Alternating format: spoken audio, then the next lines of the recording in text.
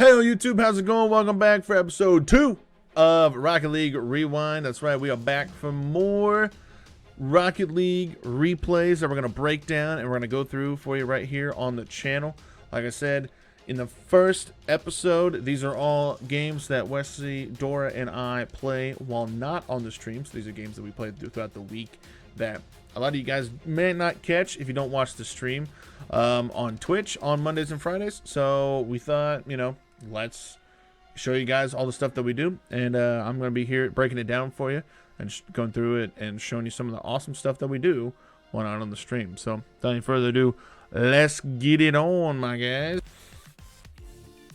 Alrighty, here we are in Rocket League here, so let's just go over it real quick here, and let's just pull up a replay. We're going to go with we're gonna go with this one, the starting match here. All right, before we get into this one, as you can tell, this is not a club versus club match because it's the standard blue versus orange colors. So yeah, we don't really color combination to really talk about here, but let's just get into this and let's start this thing here.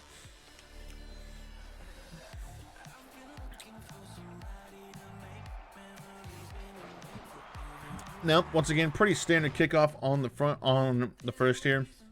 Those of you who may not know by now, it is an unwritten rule of Rocket League. I think it's rule 2 or whatever it is.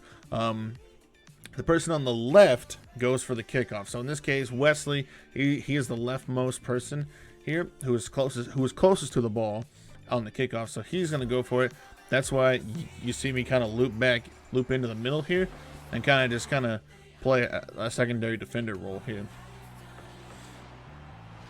So I'm just gonna hit this down the wall here, try to put some pressure on their side of the ball here, on their side of the field here. Now if you look here, they have a pretty nice pass into the middle here. However, they're let's see, we're just gonna call this guy Spam. We're just gonna call this person Spam 115. Spam 115 kind of biffs it there. And then here I come with a nice, with a shot that's ever so close of making it in here.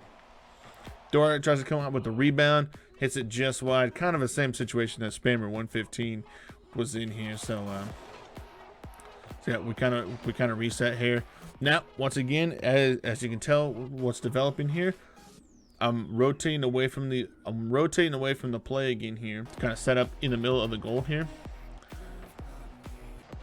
And that's kind of the defense that we like to set up there, where Dora's the one that kind of runs interference and kind of is the one that putting a lot of pressure on the defense, while I'm kind of in here. I'm kind of in the middle of Wesley and Dora, where Wesley's protecting the goal, where I'm the one that kind of protects like just outside of the dotted line there. So if anything comes into the dotted line, I'm trying to repel it out of the way, so that way Wesley doesn't have to try to, you know, extend too far out of the goal and possibly overextend, leaving the goal open for the enemy team to have a rebound shot or whatever coming in there. They come in with a pretty an okay decent shot here. Once again, as you can see, I'm off here, rotating away from the play, trying to keep everything as clean as possible as I can for Wesley, because I know Wesley's got 2 people flying at him plus Dora, so he doesn't know who all is going to be hitting the ball here. The ball gets sent into the middle here, and booyah. Okay, so let's go back and break down that goal from about right where Wesley's about to hit it here. So we're gonna run it back in 50% speed here. Let's start things out here. So Wesley and I kind of got this thing going down where we have to call it an outlet pass that Wesley tries to do when he clears the ball out of the goal, is basically just send it straight back into the middle over everyone's head here. Because a lot of times, like I said, with me rotating out of the play or rotating late to the play, I'm got about first dibs on a play if it gets sent back into the middle and it gets set up in the air like this. So if you see me down here, like, let's see, we'll call him Killer. Just call him Killer's trying to make his way back here, but Killer is way out of the play here. I am right where I want to be coming into this ball here. I have to make some pre-air adjustments on this ball. But then I hit it with the front. I hit it with the front nose of my car here, and we're gonna play it at 10% here. And look at this thing just fly beautifully, and with enough speed where Spammer has not enough time to react to this play here. Just kisses the post right there and sneaks inside here. We're gonna take a look at how I get off the ground here. And this is what we like to call a fast. This is what the Rocket League community likes to call a fast aerial, where it's, if we wait here, as you can see that right there I hit the jump button. Now you can see I'm also hitting the boost button. So what you want to do, how to do a fast aerial, is you want to hit jump and boost at the exact same time. So what happens is that your car gets the upward momentum, the vertical momentum of the jump. And then what happens is your boost, and then you want to angle the car back. And then your boost takes over and continues to propel you upwards after your momentum from the boost dies down. So you never lose vertical velocity. So it helps you get up into the air a lot faster than trying to double jump. Plus, what's helpful with a fast aerial is you gain that height, plus you get the advantage. You gain that height, plus you get the advantage of, wait for it here. You didn't use, as you can see here, you didn't use your second jump or your flip until right there. So whereas I was kind of offset from the ball, and kind of if I would have hit it straight on where I was going, it probably would have missed. But because I only used one jump and the boost to get up into the air, I still had my second jump and my flip available, which allowed me to flip into the ball at the correct trajectory to get this thing to hit right into the post. All right, so after that first goal here, as you can see here, since I'm not the first one going, I'm not the closest one, I'm not on to the left, I circle around and grab the boost in the back, and you're gonna see why I grabbed the boost. As Dora kind of pushes this ball to the left here, and as you can tell, bada bing and bada boom. Kind of as easy as that. So we're gonna go over here, we're gonna go player view again here. Right now, we're going to go quarter speed here. As I boost to kind of get into position here, because I thought one of them were going to hit it. And you can tell I jump and boost at the same time, which allows me to hit the ball from underneath, and then I raise the car up. Now, why do I do that? Well, it's the exact same reason why you follow through in a baseball swing and a golf swing. Is because you want the power to go through the ball. Right?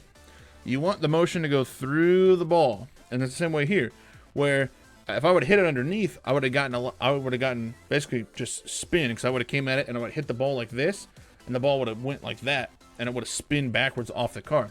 But because I hit the ball here and then went up with it, the ball went forward off of the car. As you can see, it's got a weird funky like side rotation on it. It's got a little bit of backspin. And I thought I had another flip available, but I didn't. So I kind of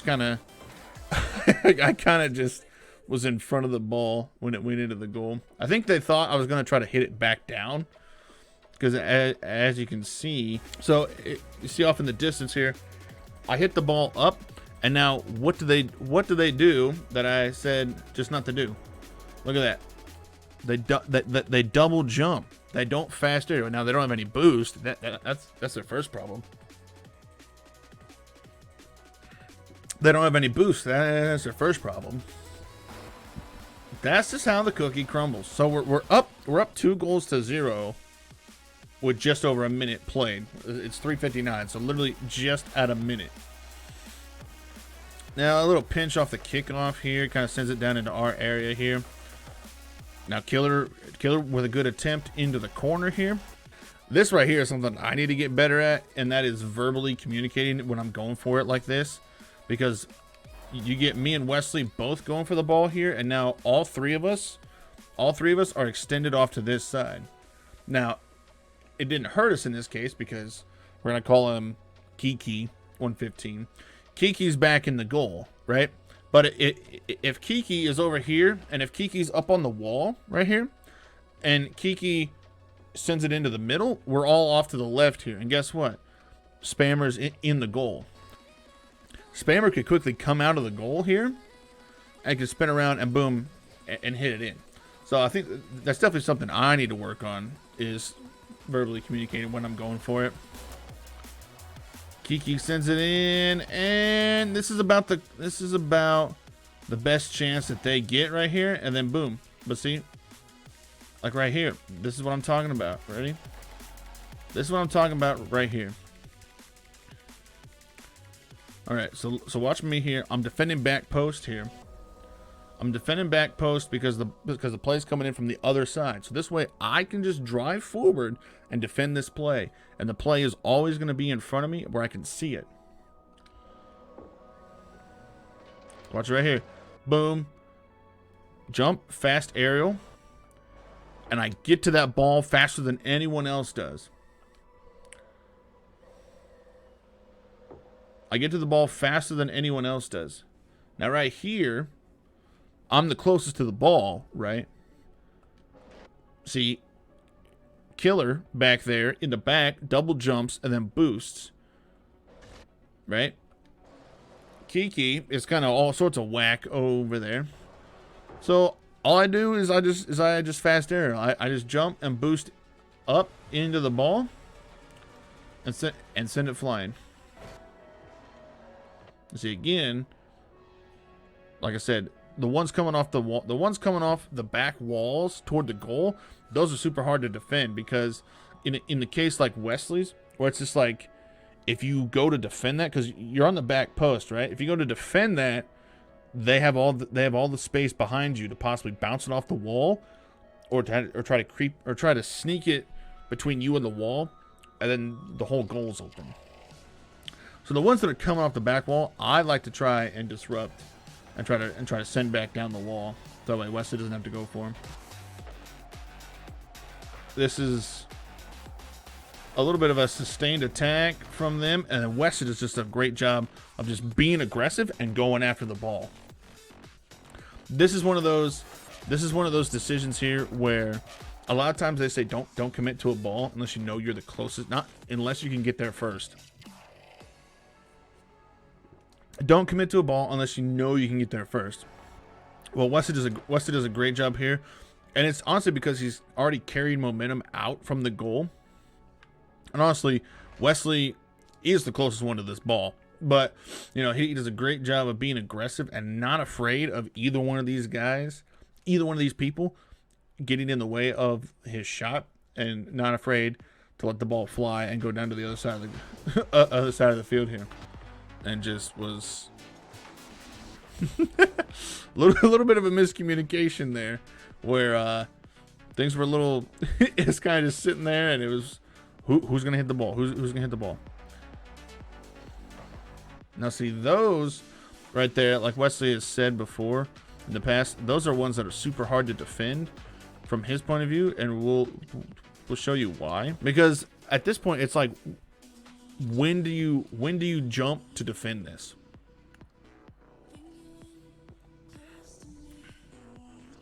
When it's up in the air like that, because if you're using the same logic, right, of don't commit to a ball unless you know you're the closest one, you can get there first to it.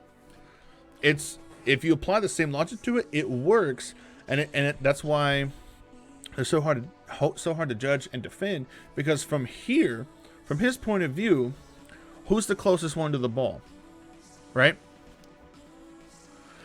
Who's the closest one to the ball? It's hard to visualize it when the ball is up in the air, because you don't know if any of these people are going to jump for it and possibly try to hit it out of the air or redirect it. So it's really hard to defend ones that are kind of slow rollers into the goal here. Killer with a good attempt to kind of push it back into the middle. I totally whiff. Wesley with a great save there. Dora with a great job pushing this ball up into the middle. And Kiki with a great job of just redirecting it out of the way. So that way I don't know where exactly the ball is going to go. And I totally biff on trying to set it into the middle here. Great job here again by Wesley. But anyway, Dora's going to track this thing down here. And Dora with just a great job of honestly just putting this ball in the goal. Nothing fancy. Here, they send it back into the middle. Killer sends it back out. Up against the wall. We kind of send it. And that's it. That's it, and that's all. We win 3 goals to nothing. Like, that's definitely what I saw throughout this whole thing, is that they had no teamwork.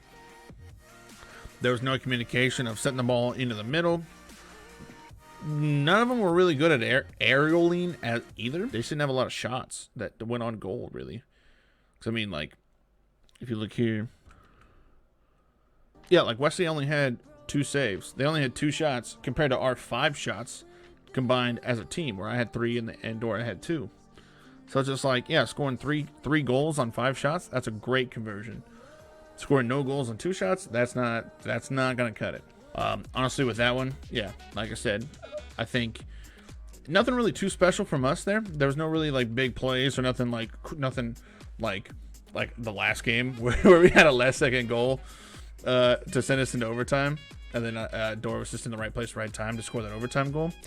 That was basically, it was just an overall, we just play the game that we normally play. We just, went back to the basics, and they just didn't have very good teamwork or very good aerials to compete with us. So if you look here, we got several games, because this is the one that we just did here. So we got 1, 2, 3, 4, 5. We at least got 5 more episodes lined up besides this one, and plus we play every week, like I said.